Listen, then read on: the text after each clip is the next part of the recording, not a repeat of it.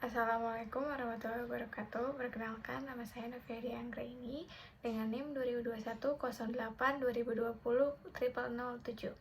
Pada kesempatan kali ini saya akan membuat video mengenai mind mapping terhadap materi asesmen pembelajaran yang sudah saya pelajari selama 1 semester ini. Adapun dosen pengampu pada mata kuliah asesmen pembelajaran adalah Ibu Dr. Sri Imawati, MPD. Berikut videonya. Yang pertama adalah tes. Tes adalah cara dalam rangka pengukuran dan penilaian di bidang pendidikan yang berbentuk pemberian tugas ataupun perintah kepada peserta didik untuk mengetahui tingkah laku atau prestasi responnya.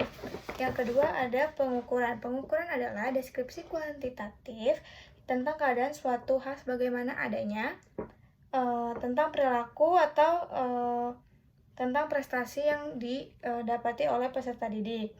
Adapun penilaian adalah pengambilan keputusan terhadap sesuatu dengan ukuran subjektif dan bersifat kualitatif. Yang kedua ada prinsip penilaian. Prinsip penilaian yang pertama ada sahih, yang kedua ada objektif, yang ketiga adil, yang keempat terintegrasi, yang kelima ada terbuka, yang keenam ada holistik, yang ketujuh ada sistematis, dan yang terakhir ada akuntabel dan edukatif. Selanjutnya, dari tes tadi itu memiliki istilah yang adapun istilah yang berhubungan dengan tes ada yaitu tes, testing, tester, dan testi. Sedangkan evaluasi adalah proses memberikan atau menentukan nilai kepada objek tertentu berdasarkan suatu kriteria tertentu. Selanjutnya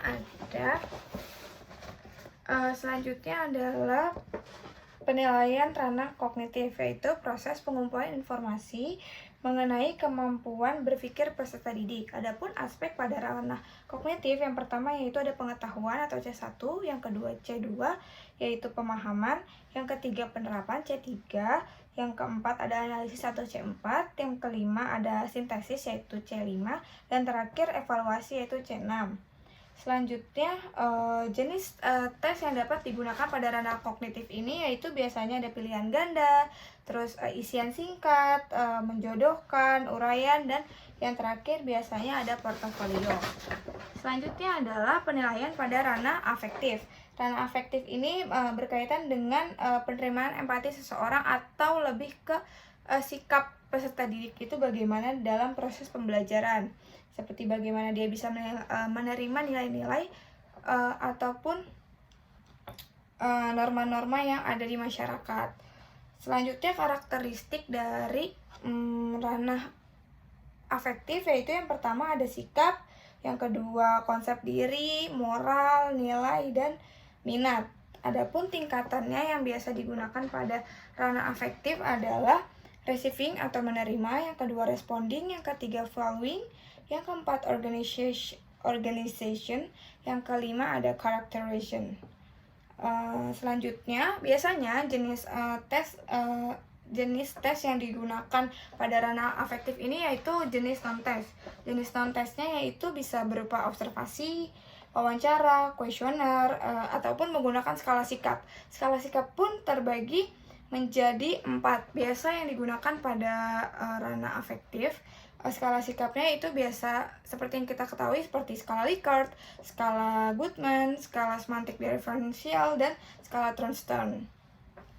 Adapun penilaian ranah psikomotorik yaitu salah satu ranah yang menilai pada skill atau keterampilan.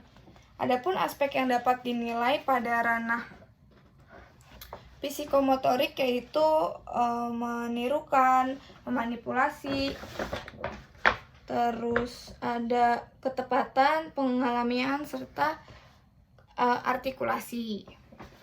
Penilaian otentik. Seperti yang kita ketahui, penilaian otentik merupakan suatu penilaian belajar yang merujuk pada situasi atau konteks dunia nyata yang perlu pendekatan untuk pemecahan masalah. Adapun biasanya penilaian otentik itu bisa kita gunakan untuk memecahkan lebih dari satu masalah.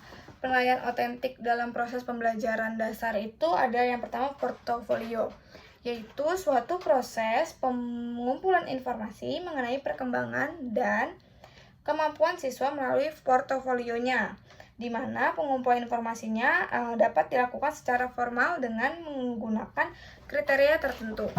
Yang kedua ada penilaian proses pada penilaian otentik, yaitu penilaian berdasarkan hasil pengamatan penilaian terhadap aktivitas siswa sebagaimana yang terjadi. Jadi penilaian proses itu lebih kayak gimana sih anak ketika dalam pelajarannya tuh gimana proses pembelajarannya. Dan yang terakhir ada penilaian produk. Penilaian produk adalah sebuah bentuk penilaian atas keterampilan dalam membentuk suatu produk atau kualitas produk.